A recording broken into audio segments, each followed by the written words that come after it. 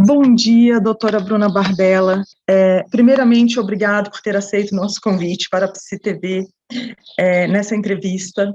Desde já, toda a equipe agradece a sua disponibilidade e dedicação em compartilhar o seu conhecimento conosco. Muito obrigada por essa disponibilidade em estar aqui com a gente hoje, voltando de viagem, desse trabalho incrível como psicóloga nos Jogos Paralímpicos. Hoje queremos aprender muito com você e começando, já tentando falar um pouco do seu trabalho dentro da seleção. Eu que agradeço o convite, agradeço quem está acompanhando. De uma certa forma, essa conversa faz reviver o que aconteceu nesses últimos 40 dias, então, até mais, né, se pensar no ciclo, então é bem interessante. Bom, foi um trabalho, acho que foi talvez o ciclo mais difícil, né, que a gente tenha vivenciado por conta da pandemia, por conta das restrições de treinamento, da própria viagem para o Japão, que tinham inúmeras restrições, testes, confinamento. Então, acho que foi um momento muito difícil, muito delicado, tanto para os profissionais de psicologia que estavam lá, para os profissionais de outras áreas, técnicos, atletas. Eu acho que a gente aprendeu muito com esse ciclo e tem tudo para se preparar melhor e de uma forma mais leve, né? Se a gente, enfim, conseguir sair desse cenário ainda em pandemia, mas tem tudo para se preparar de uma forma mais leve, mais, entre aspas, controlada, né? Porque, na verdade, a gente não tem controle de nada, mas pensando no próximo ciclo, acho que a gente aprendeu muito para evoluir e conseguir se adaptar melhor e, enfim, se preparar pensando já no ciclo de Paris, né? Que a gente acaba um, já pensa o outro, então já acabou Tóquio, agora já é ciclo Paris, muda tudo. Cíntia, o que um psicólogo que trabalha com o seu trabalho, diríamos assim, aqui, o nosso quadro é conversando com quem faz. Então, assim, o que você pode falar para nós do seu trabalho como psicóloga? O que é ele? Como que é isso? Como é ser psicólogo? É igual uma clínica? É igual um consultório? Né? Aqui a gente tem várias abordagens, nós passamos por vários tipos de psicologia, por várias abordagens, por várias teorias e técnicas. Como é que é o seu trabalho? Tem uma diferença, assim, né? O trabalho, primeiro, assim, ele não começa nos jogos, né? Ele é muito anterior aos jogos. Então, por isso que a gente fala do ciclo. E aí é um acompanhamento psicológico com o atleta focando no rendimento esportivo. Claro que questões particulares da vida, eles são temas também, eles estão presentes, porque, né, atleta é ser humano como qualquer pessoa, então a gente vai lidar com várias questões, mas o foco, na maioria das vezes, dependendo do atleta, é o rendimento. Então, trabalhar técnicas de concentração, trabalhar controle de estresse, trabalhar formas para potencializar o treinamento. Então, por exemplo, né, no começo de ciclo, pensando em atletas da natação, eles fazem ajustes técnicos. Então, a psicologia ela pode potencializar a aquisição dessa habilidade. Então, por exemplo, com um treino de visualização do movimento. Então, esse atleta visualiza o movimento e aí ele tem a tendência de adquirir essa técnica de forma mais rápida. Então, é um trabalho muito focado no desempenho esportivo. Mas, claro que acontece em questões de relacionamento com o técnico, com o fisioterapeuta, com a masso, né? Com o preparador físico, enfim. Então, tem questões focadas no rendimento, questões relacionadas à convivência da equipe e aos demais atletas também, e aí questões da vida particular, que aí enfim, aí são inúmeras coisas que vão acontecer nesse período. E a gente acompanha esses atletas durante o ciclo, né? Então, acompanhando o treino, tem conversas individuais, dependendo da modalidade, tem conversas em equipe, mas acho que mesmo modalidades que são coletivas, elas também têm um acompanhamento individual que é importante. E aí é feito esse trabalho com objetivos, com metas estipuladas pelo próprio atleta, até as competições que ele considera importante para a carreira dele. Me fala mais desse preparo anterior, afinal de contas, você está falando de uma história de vida, eu acredito que da sua e de todos os envolvidos. Então, assim, é algo que começa bem antes, essa questão do estresse, do foco, da performance. Existem, você falou de uma delas, né, que é a visualização, existem outras. Nesse trabalho, vocês também, quais são as técnicas? Tem o biofeedback, tem outras técnicas. Você poderia falar um pouquinho de cada uma para a gente? Como, por exemplo, a visualização que você acabou de falar, que, né, que fica bem claro, assim, com os atletas de natação. Eu acho que esse exemplo foi excelente. Legal, sim. Por exemplo, a visualização, imagina que o técnico ele propõe um ajuste técnico de finalizar a braçada e sair mais rápido da água. Então, o técnico acha que é importante para o atleta vê que é importante e aí começa a colocar na rotina dele. E aí a psicologia entra fazendo um treino, primeiro sempre um relaxamento, né? Então, exercício de respiração, um relaxamento para ele começar a entrar no processo de mentalização. Então, eu diria que uns 5 minutinhos ele estado de relaxamento, respirando, para depois entrar na visualização do movimento. E aí, exatamente como o técnico e o atleta estão ajustando na piscina, a gente faz essa visualização guiada. Então, com detalhes técnicos mesmo da braçada, e é bem específico. Então, nesse caso, não é uma mentalização da prova, por exemplo, que daí seria em outro momento do ciclo, né, próximo a uma competição. Então, seria descrever como que é o movimento ideal para esse atleta treinar mentalmente esse movimento ideal, e aí ser mais fácil de realizar na piscina, na hora que ele estiver treinando. Então, isso seria uma estratégia para visualização do movimento. E aí, até já compartilhando outra técnica, que eu fiz bastante em Tóquio, e aí depende muito, é importante conhecer o atleta, porque tem atleta que gosta, por exemplo, de visualizar a prova, e tem atleta que não gosta, que é pior. Então, vai depender muito do que o atleta conhece dele, aprende a conhecer, e entende que é importante para a preparação dele. Então, especificamente como atleta, a gente fez praticamente 2 vezes por dia a visualização da prova dela. Então, ela ia nadar 50 metros e a gente visualizava exatamente como que seria a prova dela. Então, desde o balizamento, né, que é ali os bastidores, quando tem os adversários, quando tem outras pessoas envolvidas, então ela mentalizava como que ela estava, o que ela estava sentindo, mentalizava como ela queria nadar, então ela já, nesse estado, se visualizando no balizamento, ela pensava como ela queria nadar, ia para a prova, imaginava como ela queria subir no bloco, como ela queria se preparar para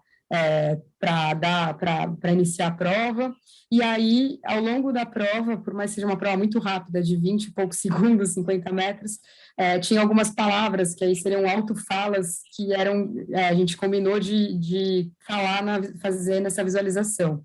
Né? E aí faz esses 50 metros no tempo que o atleta quer nadar, então é muito rápido, então se o objetivo é 27 segundos, então que seja 27 segundos da parte do nado, é muito rápido, e aí a finalização com o sentimento de que foi feito o que foi treinado.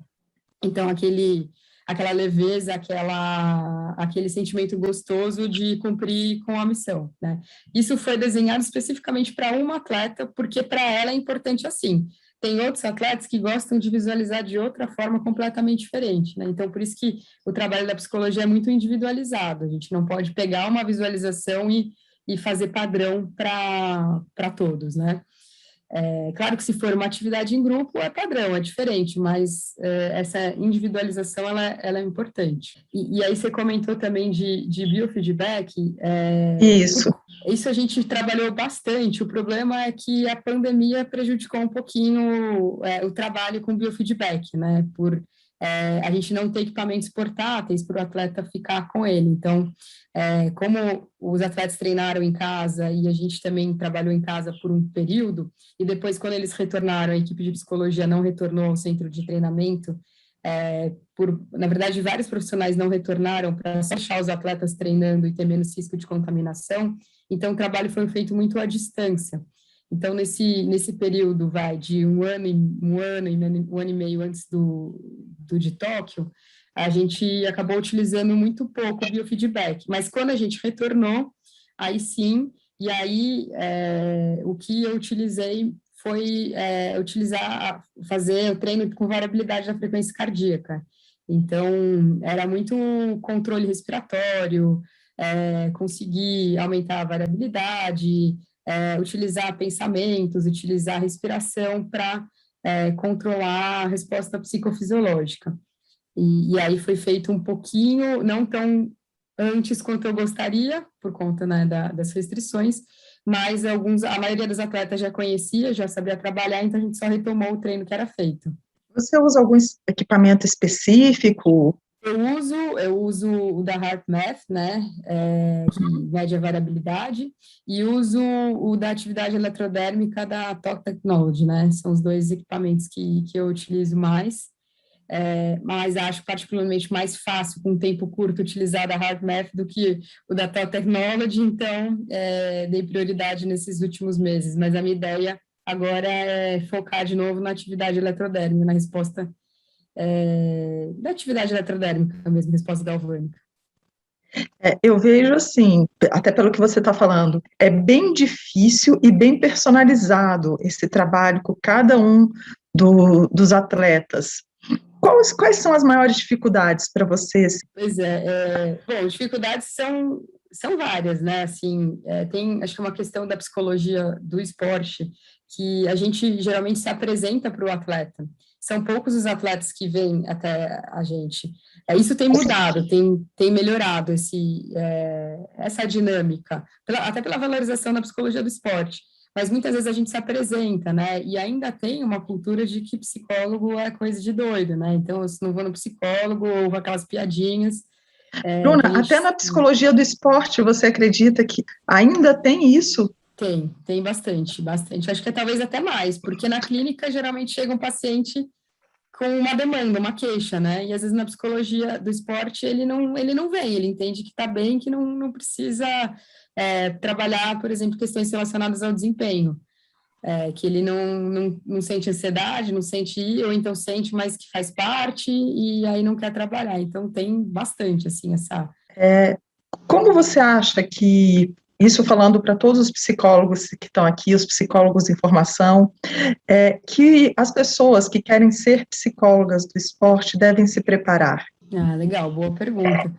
Olha, tem algumas faculdades que já têm no currículo, né, estágios obrigatórios, então tem módulos, matérias específicos de psicologia do esporte, né? Então, acho que a primeira coisa é ver se a faculdade, se é para quem não entrou, né, na faculdade, quer entrar, ver se a faculdade oferece uma especialização, um direcionamento, né, nenhuma especialização, um direcionamento para a psicologia do esporte, né? E se não, ver como que é possível fazer um estágio ou adaptar um estágio, de repente, né, tem, por exemplo, alguma matéria que é relacionada, não sei, a estresse, aí de repente não pode ser estresse, em vez de estresse no trabalho, ser estresse no esporte, enfim, eu acho que é importantíssimo fazer um estágio relacionado à psicologia do esporte, assim, acho que a vivência prática, ela é bem positiva. E aí a gente acaba tendo muito curso, não, né, claro, não tanto quanto a psicologia em geral, mas tem vários cursos, tem pessoas renomadas da área que dão cursos excelentes, tem especialização, tem um mestrado, por exemplo, focado na área esportiva, então tem muitos caminhos a serem seguidos, assim, eu não diria que tem um caminho único, acho que cada um pode seguir da forma que for mais interessante e que for útil, assim, para o processo, mas começaria da prática, assim, acho que a prática, ela dá uma visão muito positiva da parte teórica. Você pode contar para nós a sua história? Bom, eu sempre gostei de esporte, né, sempre fui apaixonada por esporte, então eu comecei a jogar tênis desde os meus 7 anos de idade e não larguei mais. E aí a minha grande dúvida, inclusive, antes de cursar a faculdade, era se eu jogava profissional ou se eu ia para a faculdade de psicologia. E aí eu decidi trancar a psicologia e joguei um período tênis profissional. E quando eu retomei, eu queria trabalhar com psicologia esportiva, mas na minha faculdade eu fiz PUC, na época não tinha nenhuma especialização, não tinha nenhum professor que trabalhasse com psicologia esportiva, então era um caminho um pouquinho mais distante.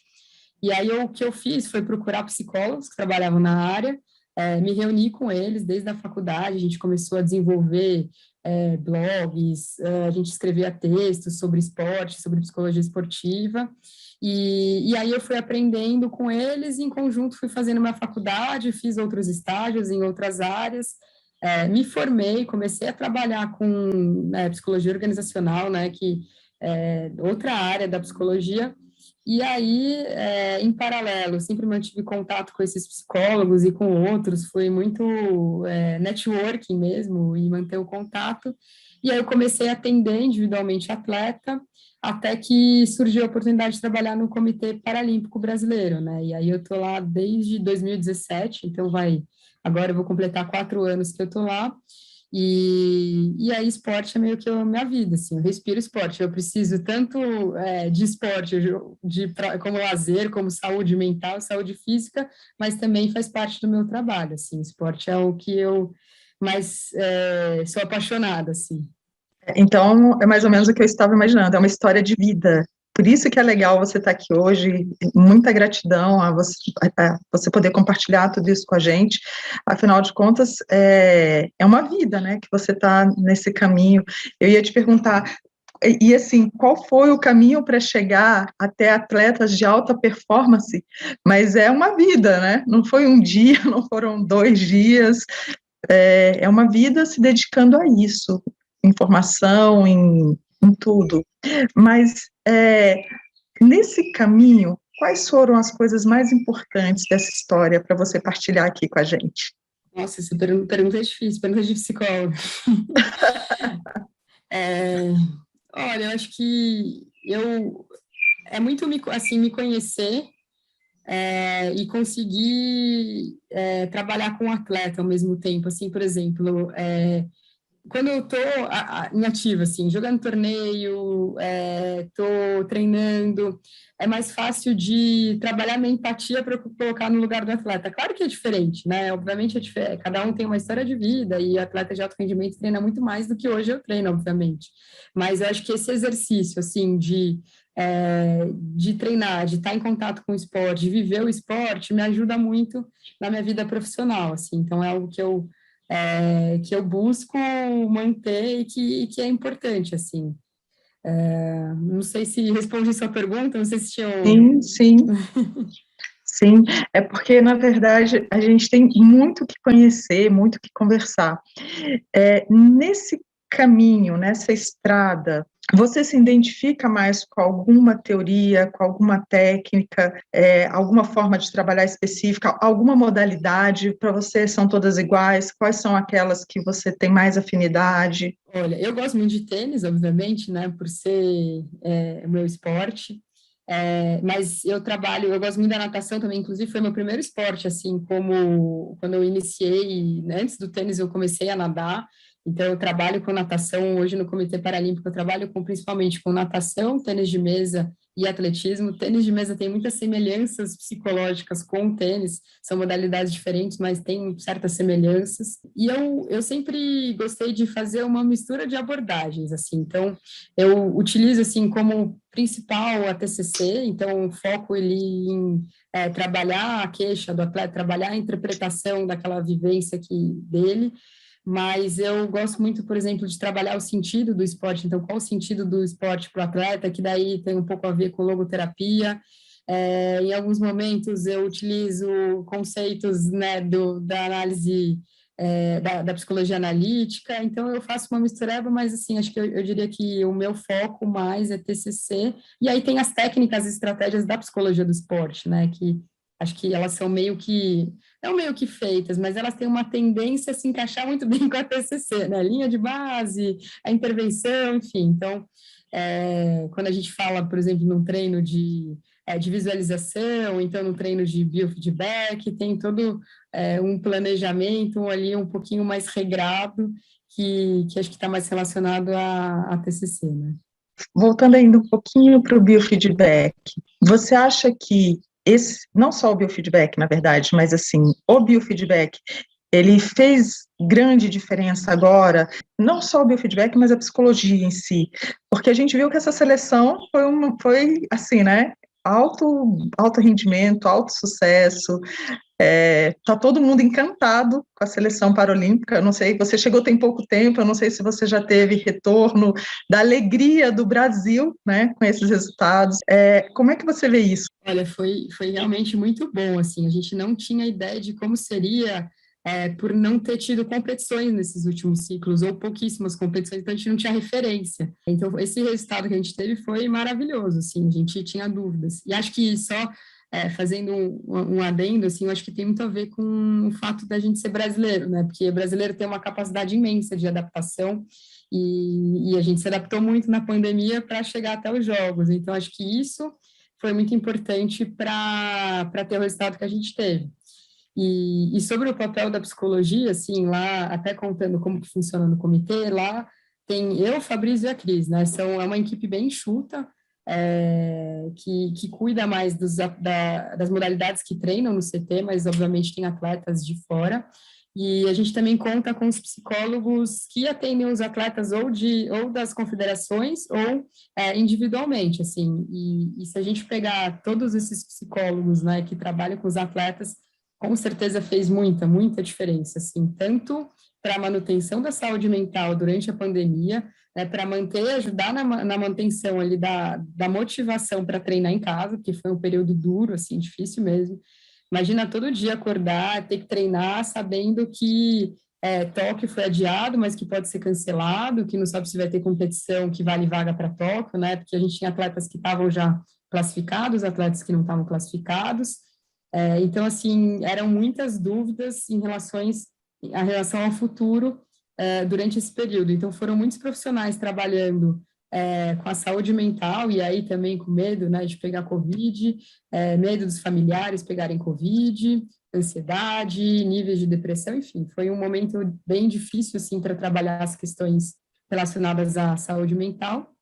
E aí, depois, né, também, quando as coisas, entre aspas, né, se normalizaram, porque ainda não se normalizaram 100%, mas foram voltando, aí foi voltar a trabalhar desempenho e o foco na performance.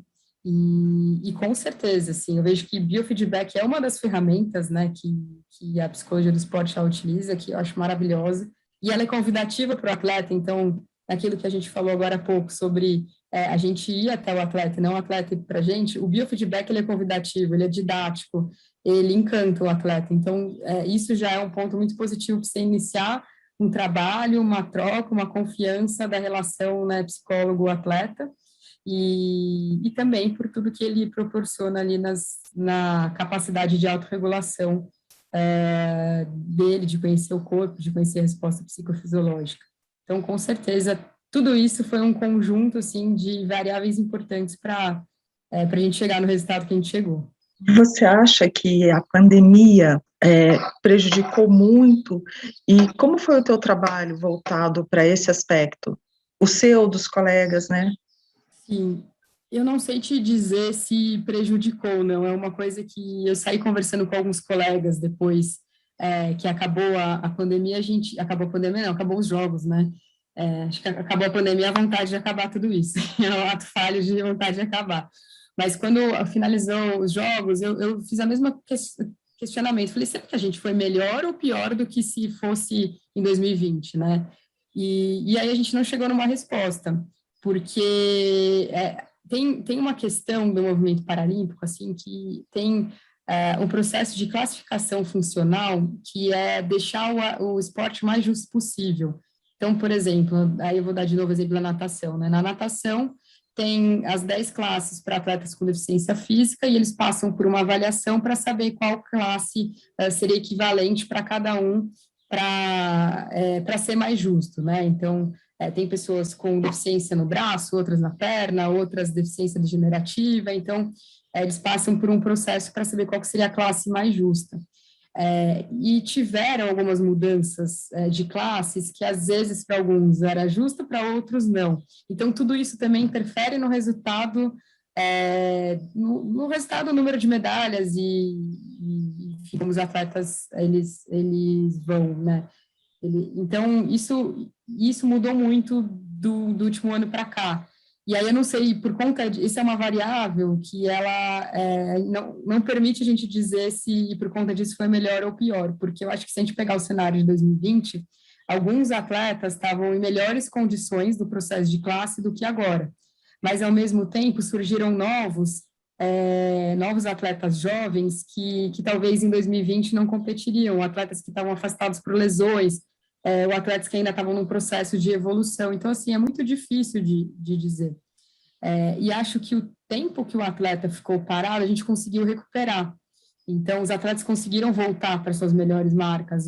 Claro que alguns tiveram mais dificuldade por estarem em lugares que não tinham centro de treinamento, demoraram mais para abrir, por ter tido uma mudança no hábito alimentar, muita ansiedade, e aí ganho de peso.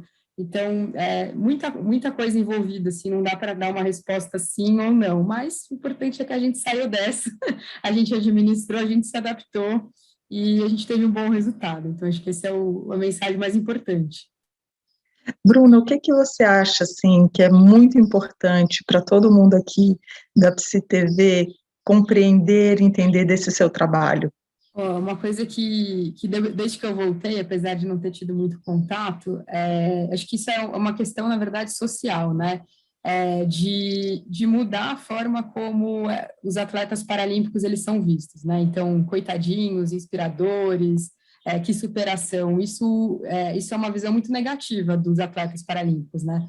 Tem até uma campanha que chama 15, né? Eu não sei se é 15%, mas é uma campanha que diz que 15% das pessoas do mundo, elas têm deficiência, algum tipo de deficiência.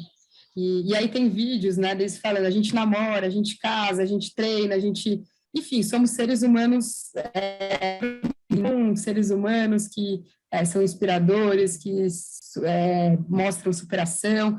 Na verdade, são pessoas como nós todos, e que treinam pra caramba, se esforçam, vão lá, sentem dor, passam pela fisioterapia, pela massa, pela nutrição, enfim. Então, ver muito mais o atleta paralímpico como um atleta mesmo, que é até a definição, né, que a forma correta de dizer sobre uma pessoa com deficiência é uma pessoa com deficiência e não um deficiente, porque a pessoa vem antes da deficiência.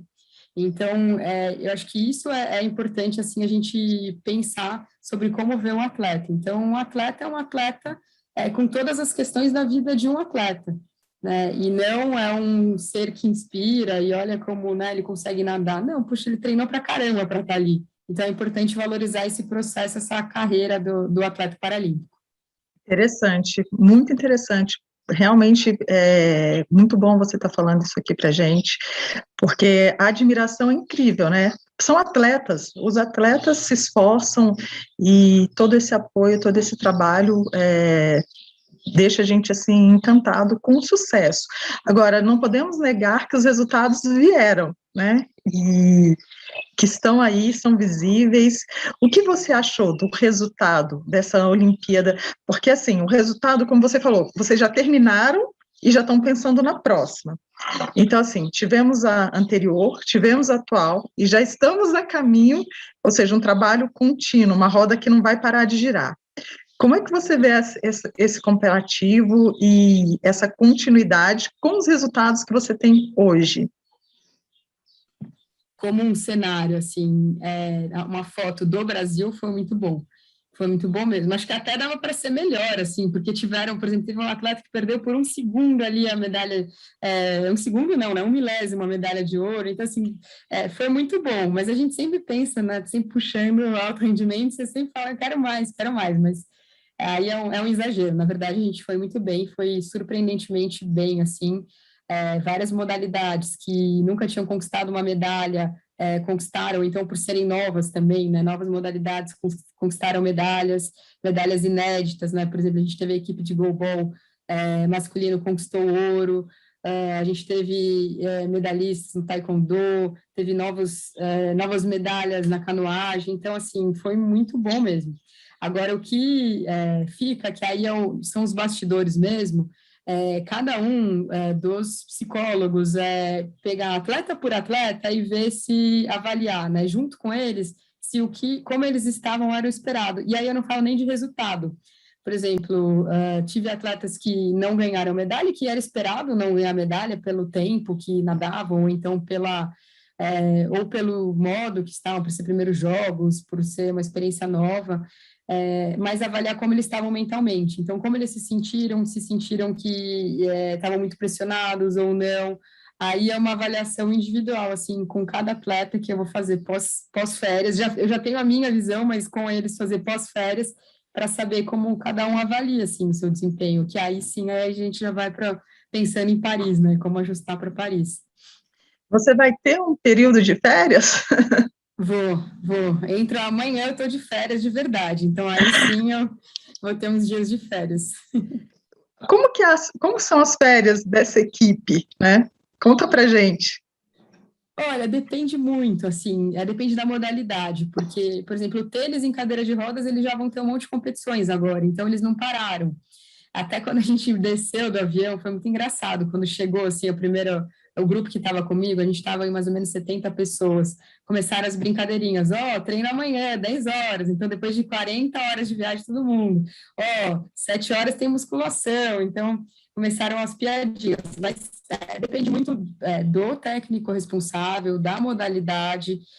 Eu sei que, por exemplo, natação ia tirar uma longas férias, assim, então eles devem voltar no final do ano, mas aí depende do técnico, isso é para a seleção que treina em São Paulo. Do atletismo, eu sei que eles vão tirar férias também, talvez menos tempo, então vai variar muito, assim, de modalidade e de técnico e atleta. E o psicólogo, tira férias? Olha, tira e não tira, né, também, porque, por exemplo, eu tô com o projeto de escrever um livro, eu quero escrever o livro até finalizar até outubro, junto com uma amiga, uma colega minha psicóloga.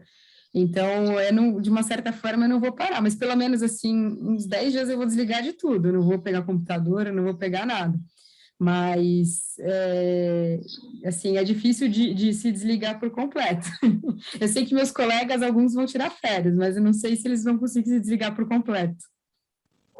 Bruna, olha, ainda não sei o que é o livro, mas desde já você está convidada para voltar aqui no canal Psi TV para falar dele. Mas você pode adiantar um pouco sobre o que é o livro, a ideia, esse trabalho que você vai desenvolver agora? Claro, bom, é sobre Tóquio, principalmente sobre Tóquio, assim, porque acho que o Tóquio é o símbolo do que foi vivenciado nesses últimos 5 anos, então é meio que o símbolo do que aconteceu ali, de como foi difícil trabalhar com os atletas na pandemia, de como foi difícil todo esse momento, e aí todas as dificuldades que a gente viveu em Tóquio, né, então até compartilhando, eu fui junto com o primeiro grupo, a gente foi em torno de 100 pessoas para Tóquio, né, no total, a delegação foram 450 pessoas, então eu fui no primeiro grupo, que foi dia 5 de agosto, e aí quando a gente chegou lá, já depois de 24 horas de voo, fora o tempo de espera no avião, o tempo de espera no aeroporto, quando a gente chegou lá, todos os atletas, toda a delegação foi testada, né, e a gente já tinha sido testado algumas vezes antes de viajar, todo mundo deu negativo e por isso que todo mundo embarcou. Quando a gente chegou lá, a gente teve um caso positivo na delegação, e isso fez com que metade do grupo, que é considerado contato próximo, né, que são as pessoas que sentaram próximo dessa pessoa no avião, como eram 2 trechos, então foi muita gente que entrou nesse, entre aspas, contato próximo, que é um critério dos jogos, esse grupo ele precisou entrar em quarentena, assim. Então, e aí eu estava no grupo que é considerado, a gente chama de grupo cinza, né? Na verdade, eles chamaram de grupo cinza, que é do contato próximo. E aí eu estava nesse grupo e eu precisei ficar confinada no Japão, logo chegando lá 14 dias. E a gente teve algumas dificuldades ali que não queriam deixar a gente treinar, que isso fugia um pouco do protocolo que era estabelecido. Então, foi uma briga para conseguir que a cidade lá de Hamamatsu, que é onde a gente ficou na aclimatação, liberasse os atletas para treinar. E aí, com a liberação deles, a gente acompanhava esses atletas nos treinos, né? Então, o grupo cinza, ele poderia sair desde que tivesse um grupo cinza, e o outro grupo, que era o grupo branco, seguia a rotina normal, mas com muitas restrições também. Não podia sair, não podia ficar muito tempo fora do quarto, tinha hora para treinar e depois tinha que voltar. A gente não, assim, pisar em algum lugar do Japão, a gente não podia. Era hotel, vila, treinamento e aeroporto só. Foram esses locais que eu conheci do Japão. Mas, assim, desses 14 dias de confinamento, assim, poxa, foram dias que a gente tomou café da manhã, almoçamos e jantamos dentro do quarto, que a gente não podia, por exemplo, sair para ir para academia e voltar, não podia descer ali no saguão do hotel e andar ou conversar com algum atleta. Então, eu fiquei por 14 dias trabalhando online, atendendo todos os atletas que estavam no grupo cinza, dos atletas que eu atendo, né, que eu acompanho, e falando com os outros do grupo branco, assim. Então, a ideia do livro é contar tudo isso, contar da minha visão, assim, como psicóloga, mas como ser humano, o que eu senti, meus medos, meus receios, minhas intervenções, falar sobre tudo isso até chegar nos jogos. Quais foram os medos, as intervenções? Os medos começaram antes de embarcar, né? Eu cheguei a conversar com o psicólogo do comitê, pensando se a gente não podia trocar o dia pela noite e atender os atletas aqui do Brasil, né? Eu estava com medo de sair de casa no meio da pandemia, assim, eu mal saindo e aí ia para o Japão, né? Então, eu estava com medo de como eu ia reagir, medo de pegar Covid, medo dos atletas pegarem Covid, e aí como que ia ser. Então, o medo começou desde antes. E aí lá cada dia era de uma forma, assim. Então, quando a gente tinha restrições de treino, estava preocupada como os atletas iam se sentir. Então, alguns atletas com casos, por exemplo, de atletas que passaram por um período de depressão, como que será que ia retornar, como que seria, outros mais ansiosos, outros que, né, viciados por treino, então precisam sentir a água, sentir a quadra, né, do tênis de mesa, enfim. Então, era assim, meio que eu me sentia meio que um garçom equilibrando as bandejas, assim, cada dia era uma coisa e dependia muito de respostas que a gente não tinha o menor controle. Eu quero ler esse livro. Com certeza tem muita coisa. Vou escrever e aí com certeza vou compartilhar. Bruna, nessa trajetória incrível dessa experiência, o que mais você traz para a gente na sua bagagem?